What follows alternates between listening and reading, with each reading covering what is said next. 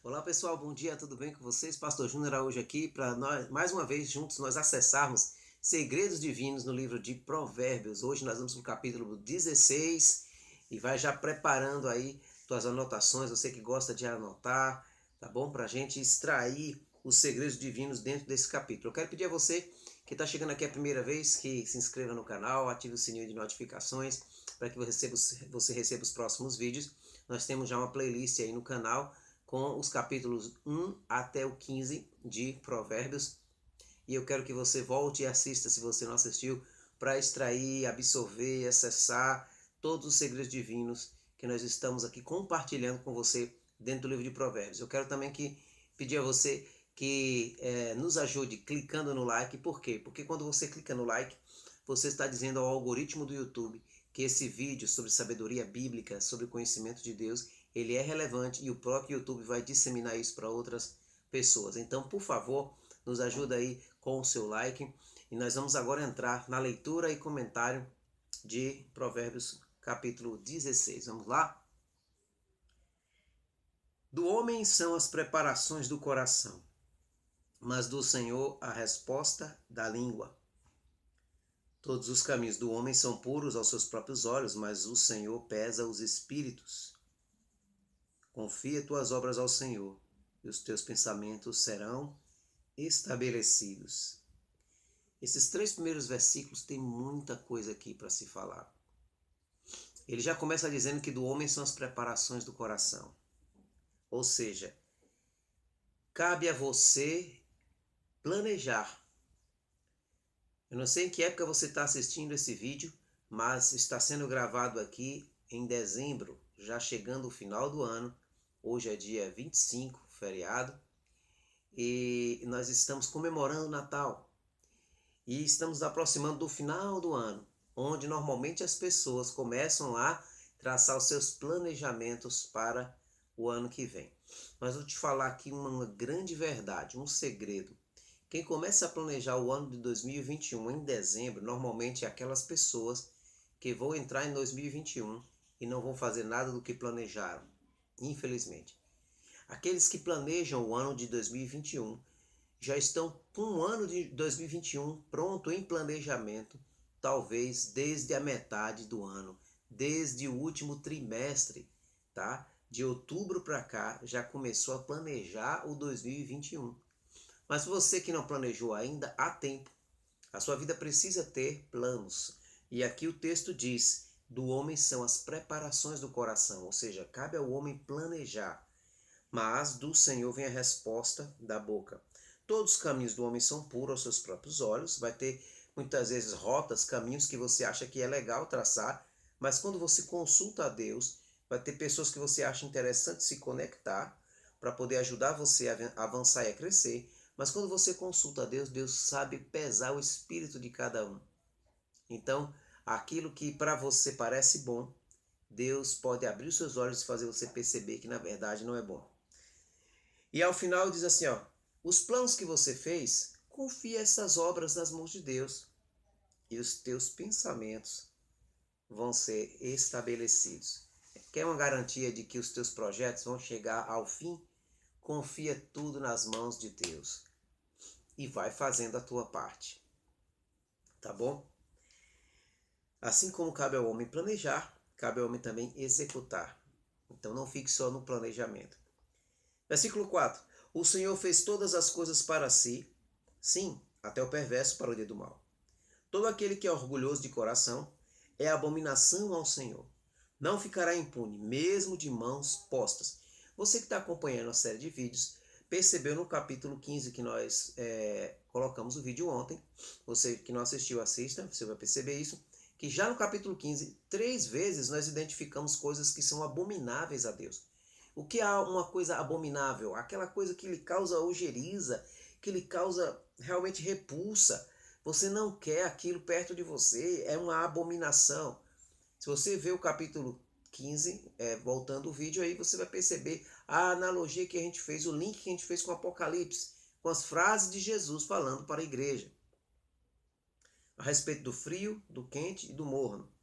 Então, mais uma vez aqui, aparece algo que é abominável a Deus. Então, se você quer começar a andar na sabedoria, entenda que você deve começar a agradar a Deus. É o temor do Senhor. Então, o que é desagradável a Deus? Eu não vou fazer. Eu vou inclinar meu coração para a sabedoria.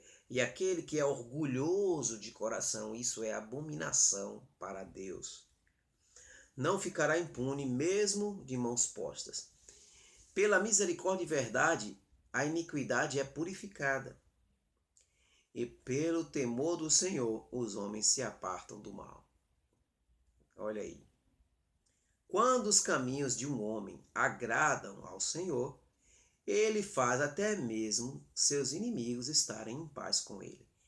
Eu circulei esse versículo aqui porque eu achei ele muito poderoso, porque ele faz um link na minha cabeça aqui com a vida de Salomão. Quem escreveu esses provérbios? O próprio Salomão. E Davi, pai de Salomão, foi um homem de guerras. Davi deu posse a Israel de territórios que Josué não deu. Josué, em seus dias, deu posse de muita terra ao povo de Israel quando chegou em Canaã. Mas, mesmo nos dias de Davi, ainda havia alguns locais e territórios que não tinham sido tomados posse nos dias de Josué. Então Davi foi aquele homem que estabeleceu o reinado de Israel em toda a extensão daquilo que Deus havia planejado. Então Davi foi um homem de guerras. Salomão, seu filho, não teve guerra nos anos de Salomão.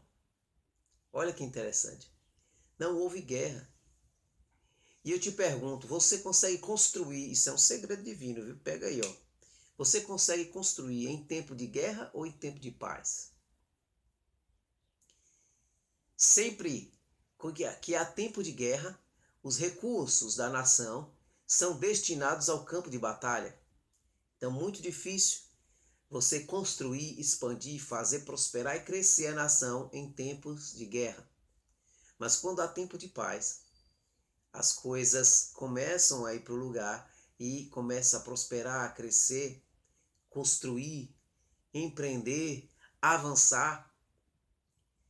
Depois do pós-guerra da Segunda Guerra Mundial, não vou falar o ano aqui agora porque eu esqueci e não lembro mesmo, tá? Mas depois do pós-guerra, o período pós-guerra, Segunda Guerra Mundial, o que aconteceu? Houve uma explosão de nascimento de bebês e ficou conhecido aqueles bebês daquela geração que nasceram pós-guerra como baby boomers. E a partir dali também começou a ser contada as gerações. E hoje existe, né, um estudo sobre as gerações, desde os baby boomers até a nossa geração atual, passando pela geração X, Y, Z. E agora nós estamos nessa geração atual. Então, em tempos de paz, você constrói. Em tempo de guerra, você destina o recurso para a guerra. E quando os caminhos do homem agradam ao Senhor, quando você inclina o teu coração à sabedoria, Deus faz com que os teus inimigos tenham paz contigo. Deus cercou Salomão de paz por todos os lados, não houve guerra. Salomão teve um reinado de um mandato de 4 anos, que nem um prefeito. Não, Salomão ficou num reinado por cerca de 40 anos, ou um pouco mais de 40 anos, e ele, naquele período, não teve uma guerra sequer. Deus cercou ele de paz por todos os lados. Isso é o que a sabedoria faz. E porque Salomão teve paz por todos os lados, Salomão pôde empreender e fazer o reino crescer. E o reino de Israel tomou um crescimento, um volume, entrou numa frequência tão alta de conquistas e prosperidade, que começou a chamar a atenção dos reinos em volta, até os mais distantes. Por isso há o relato bíblico na história de Salomão de que a rainha de Sabá veio de muito distante, porque ouviu a sabedoria de Salomão e veio conferir. E quando chegou lá, ficou estupefata, espantada com tudo que ela viu de que Salomão tinha, de como se vestiam os criados, de como eram os talheres na mesa dele, como era o trono de marfim onde ele se sentava. Então toda a grandeza de Salomão veio no tempo de paz. Então pega esse segredo, peça a Deus um tempo de paz, não só sobre você, mas sobre também a nossa terra, a nossa nação, Porque em tempo de guerra não se edifica, não se constrói. Os recursos são destinados a ganhar a batalha. O que é que você está vivendo? Qual é o tempo que você está vivendo? Você precisa discernir. É tempo de guerra ou é tempo de paz? Se é tempo de guerra, você precisa vencer. Mas depois de vencer, com o tempo de paz, começa a construir. Vamos lá. Melhor é o pouco com justiça do que grande renda sem dinheiro. Sem direito, aliás. O coração do homem planeja o seu caminho, mas o Senhor direciona os seus passos. Esse versículo 9 se liga com os 3 primeiros que nós lemos. O coração do homem planeja o seu caminho, mas o Senhor direciona os seus passos. Nos lábios do rei está uma sentença divina. A sua boca não transgride em julgamento. O peso justo e a balança são do Senhor. O peso justo e a balança são do Senhor. Todos os pesos da bolsa são sua obra. Gente, isso aqui é muito sério. Eu anotei isso aqui quando eu li, porque em minha mente isso faz um link com Daniel 5:27. O que acontece? Como eram feitos os pesos, as balanças antigamente? Talvez ainda hoje, se você chegar em algum lugar onde tem um armarinho no interior, você vai encontrar aquela balança, onde para medir algo era colocar aqui um pezinho de chumbo ali, não sei, de 100 gramas, então pesava aqui 100 gramas. Se era de 500 gramas, então ele botava aqui 500 gramas, aí pesava 500 gramas. Se era de 1 quilo, colocava ali e pesava 1 quilo. Aqui está dizendo que a balança com justiça, o peso justo, eles pertencem a Deus, porque em Deus não há falta de nada, ele gosta da coisa correta. Todos os pesos da bolsa são obra sua. E por que você está pensando em Daniel capítulo 5, versículo 27, pastor Júnior? Porque um dia todos nós seremos pesados nessa balança divina. E você pode ser achado igual ao seu peso, ou você pode ser achado em falta. O que acontece é que Deus pesou o rei Belsazar, lá em Daniel capítulo 5, quando ele quebra os mandamentos de Deus e vai fazer promiscuidades e orgias com taças, com coisas que eram do templo santo do Senhor em Israel, em Jerusalém. E ali na Babilônia ele faz esse banquete e exagera, extrapola, sai daquilo que é normal para entrar em coisas que transgridem, que geram abominação para Deus. E Deus traz uma manifestação sobrenatural, uma mão aparece e começa a escrever na parede, e escreve uma mensagem, todos ficam espantados, ninguém consegue identificar, mas quando chama Daniel, um homem ligado com a sabedoria, ele vem e interpreta. E uma palavra daquelas que estava escrito, tekel, que era mene tekel facim, depois você lê lá em Daniel capítulo 5 essa história. Na palavra tekel, está escrito assim, ó, pesado foste na balança e foste achado em falta. Isso é muito sério, porque um dia todos nós seremos pesados na balança de Deus. E eu e você não vamos ser julgados nessa balança por aquilo que nós fizemos, mas por aquilo que nós não fizemos. Ou seja, que doideira é essa, pastor Júnior? Eu vou ser julgado por aquilo que eu não fiz, ou aquilo que eu deixei de fazer.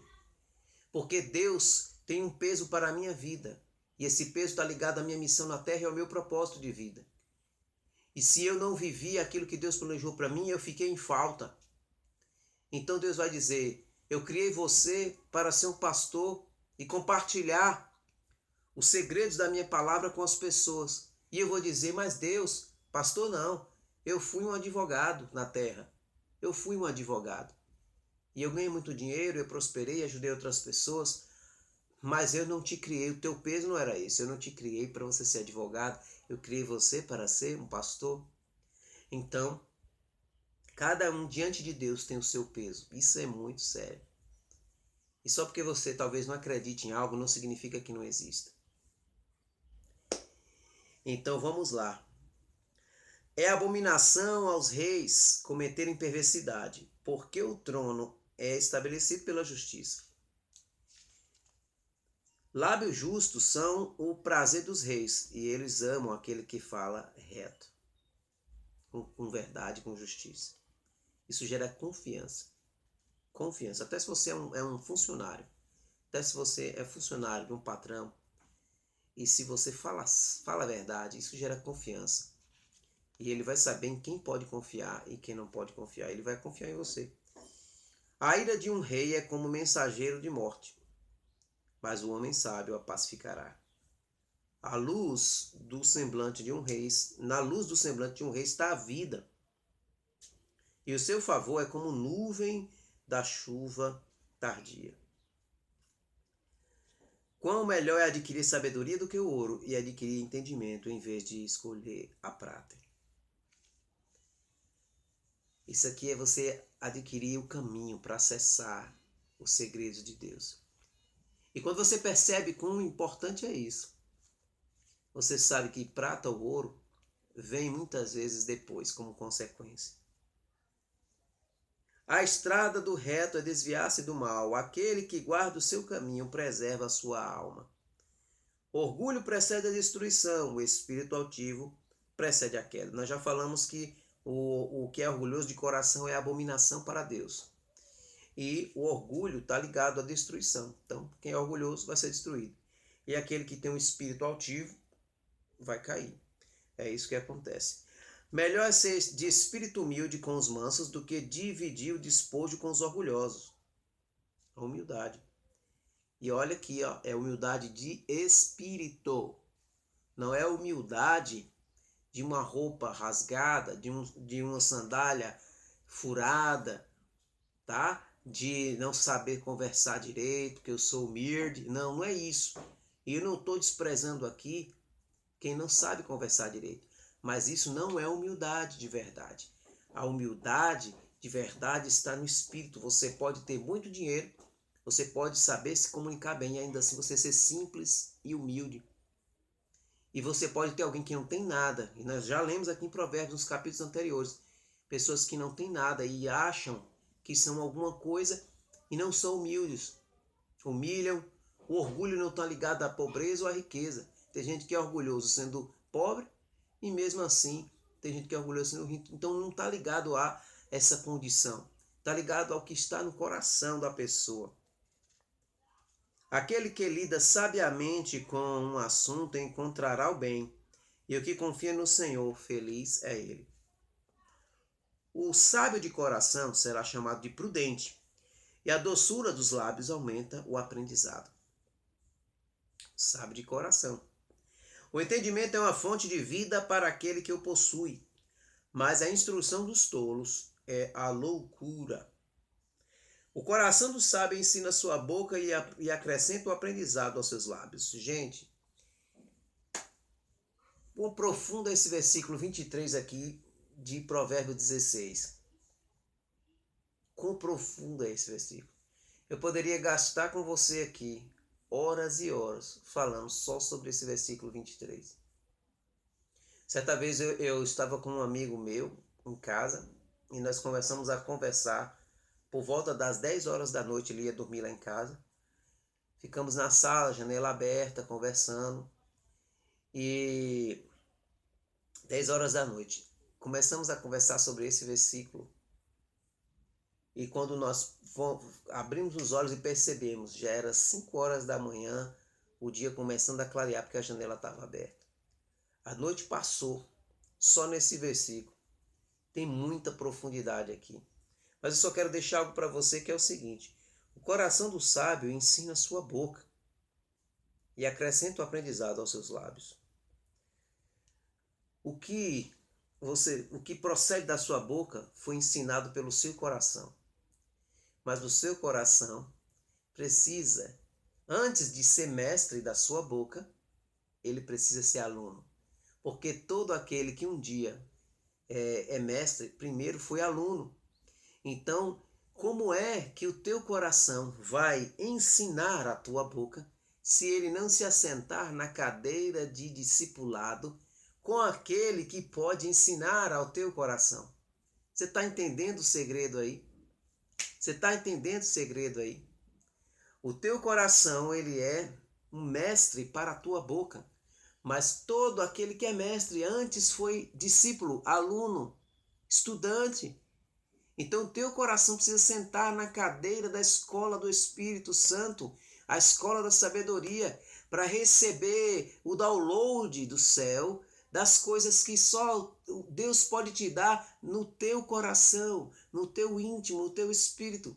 E a partir daí, desse relacionamento com o Espírito Santo, que não é um relacionamento de educação à distância, EAD, muito pelo contrário, não é uma modalidade de ensino onde é professor e aluno. Eu quero deixar já para você aqui a dica, para você explorar isso e estudar mais. O relacionamento do Espírito Santo contigo é de mestre e discípulo. O professor passa a lição para o aluno, mas o professor volta para a casa dele e o aluno vai para a sua casa. Mas a relação mestre-discípulo é diferente. A relação mestre-discípulo é tão profunda que eles não se desgrudam. O mestre continua caminhando e o discípulo continua junto. Essa é a relação que o Espírito Santo quer ter com você. Não apenas uma relação de educação à distância, não apenas uma relação de professor e aluno, que acabou a aula, cada um vai para sua casa, não. Relação de mestre e discípulo é ininterrupta. Então o Espírito Santo quer estar ininterruptamente grudado contigo. E se o teu coração for ensinável, você vai sentar na cadeira de sabedoria e você vai receber dele as instruções. E o teu coração agora, que já está cheio das instruções, vai sair da posição de discípulo para mestre, vai ser mestre da tua boca. Então você vai falar aquilo que o teu coração está cheio. Deixa eu seguir aqui porque o tempo já estourou para mim. Teria muito mais coisas a se falar, mas vamos seguir a leitura. Palavras agradáveis são como favo de mel, doce para a alma, saúde para os ossos. Há um caminho que ao homem parece direito, mas o seu fim são caminhos de morte. O trabalhador trabalha para si mesmo, porque a sua boca lhe implora por isso. O homem ímpio cava o mal, e nos seus lábios há um fogo ardente. O homem perverso semeia a contenda, e o intrigante separa os maiores amigos. Fuja da intriga, fuja das contendas. Um homem violento incita o seu vizinho e o leva para o caminho que não é bom. Ele fecha os seus olhos para imaginar coisas perversas, movendo os seus lábios, ele efetua o mal. Não tem como, eu sei que o tempo está estourado para mim, mas eu não tenho como deixar esse versículo aqui sem comentar com vocês. Eu te agradeço, você que chegou até aqui, e você que chegou até aqui no vídeo, você vai receber essa pérola de Deus agora. Olha o que diz aqui o versículo 30. Ele fecha os seus olhos. O homem violento, né? Fecha os seus olhos para imaginar coisas perversas. E o que é que acontece depois que ele imaginou, depois que ele mentalizou? Ele vai e efetua aquilo que ele mentalizou. O texto está falando numa conotação negativa, mostrando que uma pessoa que fecha os olhos e mentaliza as suas maldades, imagina as maldades, ele sai desse momento de mentalização para a prática dessas maldades.